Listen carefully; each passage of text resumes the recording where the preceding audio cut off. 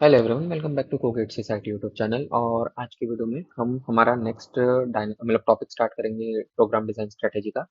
और उसका टॉपिक का नाम है मैट्रिक्स चेन मल्टीप्लिकेशन। ठीक है। लास्ट वीडियो में मैंने आपका जॉब शेड्यूलिंग कंप्लीट करवा दिया था, है ना, और एक एक बेसिक इंट्रोडक्शन दे दिया था how we use dynamic programming. आज की वीडियो में हम लोग मैट्रिक्स चेन मल्टीप्लिकेशन देखेंगे यूजिंग डायनेमिक प्रोग्रामिंग। ठीक है। तो मतलब पहले मैं आपको ब्रूट फोर्स अप्रोच बताऊंगा और फिर हम लोग देखेंगे कि किस तरह से हम लोग डायनेमिक प्रोग्रामिंग का यूज कर सकते हैं, है ना। तो स्टार्ट करते हैं। तो देखो, मैट्रिक्स चेन मल्टीप्लिकेशन क्या कहता है, ये क्वेश्चन से बताऊंगा। आपको चार मैट्रिक्स गिवन रहेंगे, है ना, उनके वैल्यूज गिवन रहेगी, कितने बाय कितने का मैट्रिक्स है। जैसे 10/100 का मैट्रिक्स है, 100/5 का है, 5/50 और 50/1, ये वाला मैट्रिक्स है। ठीक है। हमें क्या करना है, हमें निकालना है कि मिनिमम नंबर ऑफ मल्टीप्लिकेशन कितने लगेंगे जिससे हमारे हम इसको सॉल्व कर पाएंगे, है ना। मतलब जो ए वन से A4 तक की वैल्यूज है, A1 into A2, A1 cross A2 cross A3 cross A4, ये वैल्यू निकलेगी कैसे। तो हम इसको किस मिनिमम मल्टीप्लिकेशन निकालना है, हमें इसके अंदर कैलकुलेट करना है। ठीक है। तो इसका सबसे पहले मैं ब्रूट फोर्स तरीका आपको बताता हूँ। ब्रूट फोर्स तरीका क्या होगा, तो देखो हम क्या कर सकते हैं कि मान लो मेरे को मल्टीप्लिकेशन निकालना है, तो मैं A2 से A3 पहले ले लिया एक ग्रुप में, A2 क्रॉस A3, है ना, उसको एक ब्रैकेट में ले लिया, उसको मल्टीप्लाई कर दिया, 100 into 5 into 50, उसका कुछ कॉस्ट आया। फिर A1 इंटू ब्रैकेट के अंदर आ गया A2 into A3, ये ना, इस तरह से करा। फिर इसको ब्रैकेट में रख के A4 के साथ करा। या फिर मेरे पास दूसरा तरीका है, A1 into A2 पहले कर लो, फिर A3 into A4 पहले कर लो, और फिर इस पूरे को मल्टीप्लाई कर लो, है ना। ऐसे बहुत सारे वेज बनेंगे, है ना। तो अगर अपन इसको करने जाएंगे तो हमारे पास ऐसे पांच तरीके बनेंगे, जो कि मैंने यहाँ लिखे हुए भी हैं। ये देखो, अगर हमें चार दिए हुए हैं तो हमारे टोटल पांच वेज बन गए यहाँ पे।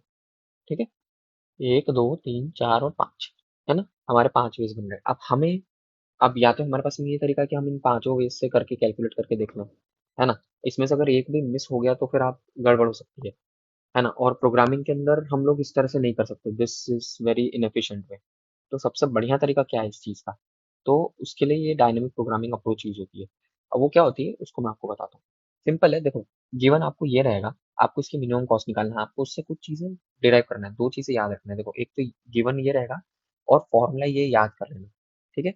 ये वाला फॉर्मूला बहुत इंपॉर्टेंट है, इसको याद कर लेना। ठीक है। Minimum number of multiplication required will be m of I comma j is 0 if I equal to j, and m of I comma j is minimum of m into I m of I comma k plus m of k plus 1 comma j plus p I minus 1 p k p j for I less than equal to k less than equal to j। अभी formula लिखने में बहुत बड़ा होगा, no doubt, method बहुत लंबी है ना, बट जनरली मैक्सिमम दो, तीन या उससे चार, उससे ऊपर आपको कभी आएंगे नहीं, है ना। मैट्रिक्स चार के ज्यादा नहीं देंगे, क्योंकि उनको भी मालूम है कि आपके पास में हर एक क्वेश्चन के लिए गेट में अराउंड अराउंड 2 मिनट्स या मैक्सिमम 3 मिनट्स रहते हैं। बट अगर आपकी प्रैक्टिस रहेगी ना, तो आप फटाफट फटाफट इसको कर लोगे, है ना। तो चीजें क्या क्या याद रखना वो मैं बताता हूँ। पहले तो ये फॉर्मूला याद कर लेना, है ना, इसको रट लेना, इसको प्रैक्टिस करोगे तो अपने आप रटा जाएगा। नेक्स्ट, अब आपको ना एक मैट्रिक्स बनाना है। ये मैट्रिक्स बनाना है आपको किस तरह से, वो मैं बताता हूँ। तो देखो, आपको क्या करना है, आई को रखना है इस साइड में, मतलब लेफ्ट की वर्टिकली, और जे की वैल्यूज रखना है आपको हॉरिजॉन्टली। ठीक है। और उस मैट्रिक्स को आपको बनाना है। अब उसके अंदर क्या करना है, कुछ चीजें ध्यान का रखना है आपको। जो आई, अगर जो भी values J less than I की है ना, उसमें सारी वैल्यूज को आप क्रॉस कर दो, मतलब हम यहाँ कुछ नहीं रखने वाले। ठीक है। और जो वैल्यूज जे आई और जे के बराबर है, उसको हम लोग क्या कर देंगे, सारी जीरो पुट कर देंगे। पुट कर दिया। अब अब आपको क्या करना है, पोजीशन सेट करना है। तो पहले आपको क्या करना है, first, second, third, fourth, fifth और सिक्स। हमारी कैलकुलेशन कैसे होगी, पहले हम इसको कैलकुलेट करेंगे, फिर इसको कैलकुलेट करेंगे, फिर इसको करेंगे, फिर इसको, इसको और फिर फाइनली इसको। ठीक है। इस तरह से हम लोग इस क्वेश्चन को सॉल्व करेंगे। ठीक है। अब ये आपने सेकंड चीज बना ली। जैसे ही क्वेश्चन आया तो आपको दो चीजें करना है, एक तो फॉर्मूला लिख लेना कहीं पे याद करके, है ना। फॉर्मूला आप जो आपको रफ कॉपी रहती है, क्योंकि फॉर्मूला बड़ा है जनरली, अगर याद रहे तो अच्छा, नहीं तो भूल गए तो दिक्कत हो जाती है।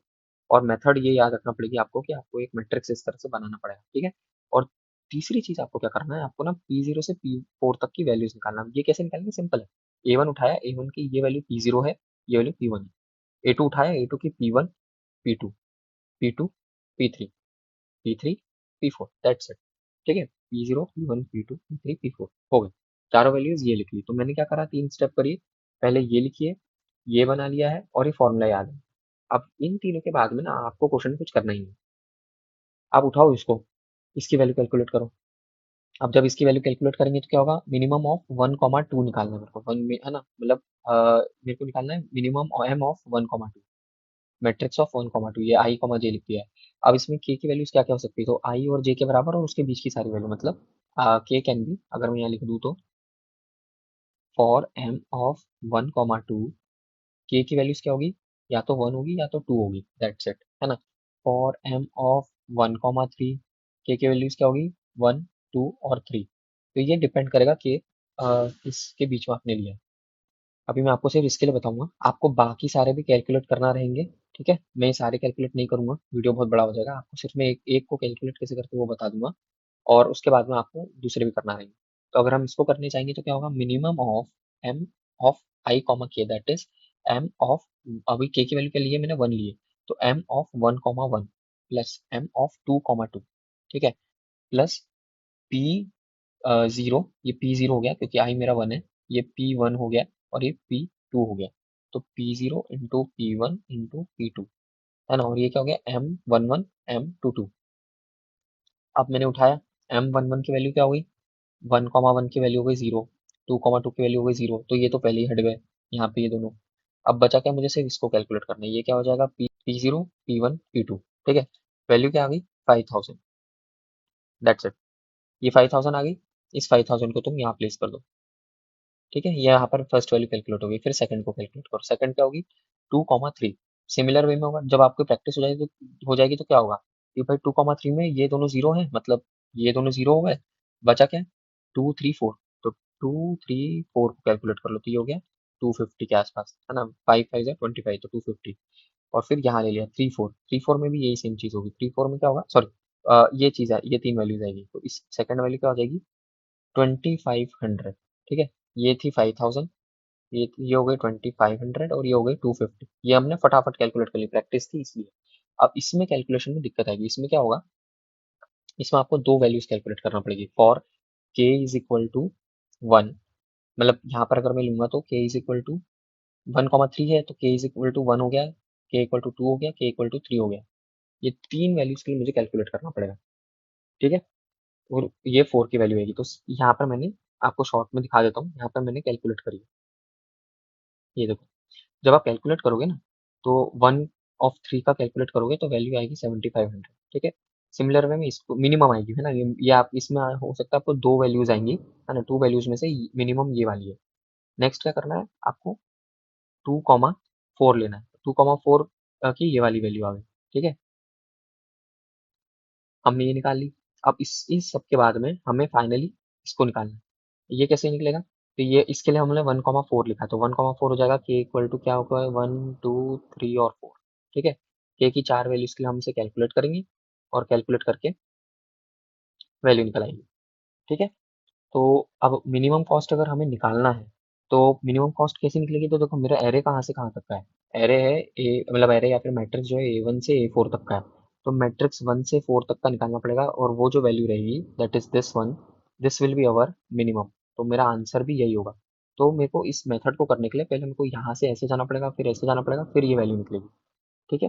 तो देखो, इसमें घबराने की जरूरत नहीं है ना, थोड़ी प्रैक्टिस करोगे तो अपने आप हो जाएगा, ये क्वेश्चन नो डाउट मैं मानता हूँ बड़ा है ना, बट मैंने जैसे आपको स्टेप्स बताया कि आपको ये एक फॉर्मूला याद कर लेना है, रट लो इसको पूरी तरह रट लो, कि भाई ये तो डायरेक्टली, क्योंकि ये डायरेक्टली यूज होगा, फिर ये मैट्रिक कैसे बनाना है ये समझ लो, ठीक है, और ये वैल्यूज कैसे निकालना है ये समझ लो, इसको तो रटना पड़ेगा, ठीक है, इसको समझने का तरीका नहीं है कि ये जो है ये डिराइव्ड रिजल्ट्स है, अब ये इसका डिराइव आप जब सॉल्व करोगे, जैसे एक एक अरे को लोगे, पहले दो को लिया, फिर इन दोनों को लिया, या इन दोनों को लिया, उससे कॉम्बिनेशन निकालोगे तो ऑटोमेटिकली आपको ये निकल आएगा, है ना, पर वो हमारा वो कंसर्न नहीं है, हमारा क्या है कि हमें गेट में किस तरह से उसे करना है।